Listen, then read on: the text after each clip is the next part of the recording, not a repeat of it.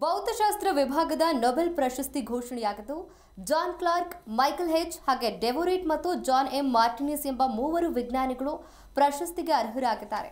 Nobel ಪ್ರಶಸ್ತಿಯ ಸ್ಥಾಪಕ Alfred Nobel ಅವರ ಪುಣ್ಯ ತಿಥಿಯಾದ ಡಿಸೆಂಬರ್ 10ರಂದು ಪ್ರಶಸ್ತಿ ವಿತರಣಾ ಸಮಾರಂಭ ನಡೆಯುತ್ತೆ.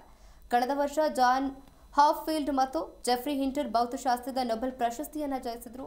ರೋಗ ನಿರೋಧಕ ಶಕ್ತಿ ಹೆಚ್ಚಳಕ್ಕೆ ಸಂಬಂಧಿಸಿದ ಸಂಶೋಧನೆಗೋಸ್ಕರ ವಿಜ್ಞಾನಿಗಳಾದ ಅಮೆರಿಕಾದ ಮೇರಿ ಇ ಬ್ರಾಂಕೋ, ಫ್ರೆಡ್ ರಾಮ್ಸ್ಡೆಲ್ ಹಾಗೂ ಜಪಾನ್ನ ಶಿಮೋನ್ ಸಕಾಗುಚಿ ಅವರು 2025ನೇ ಸಾಲಿನ ವೈದ್ಯಕೀಯ ಕ್ಷೇತ್ರದ ನೊಬೆಲ್ ಪ್ರಶಸ್ತಿಗೆ ಆಯ್ಕೆಯಾಗಿದ್ದರು. ನಾಳೆ ರಸಾಯನಶಾಸ್ತ್ರ ಹಾಗೂ ಗುರುವಾರ ಸಾಹಿತ್ಯ ವಿಭಾಗದ ನೊಬೆಲ್ ಪ್ರಶಸ್ತಿಗಳ ಘೋಷಣೆ ಕೂಡ ಆಗುತ್ತೆ. ಶುಕ್ರವಾರದಂದು ನೊಬೆಲ್ ಶಾಂತಿ ಪ್ರಶಸ್ತಿ ಘೋಷಣೆಯಾಗುತ್ತೆ. ಹಾಗೆ ಅಕ್ಟೋಬರ್ 13ರಂದು ಅರ್ಥಶಾಸ್ತ್ರದ ನೊಬೆಲ್ ಪ್ರಶಸ್ತಿ ಪ್ರಕಟವಾಗುತ್ತೆ.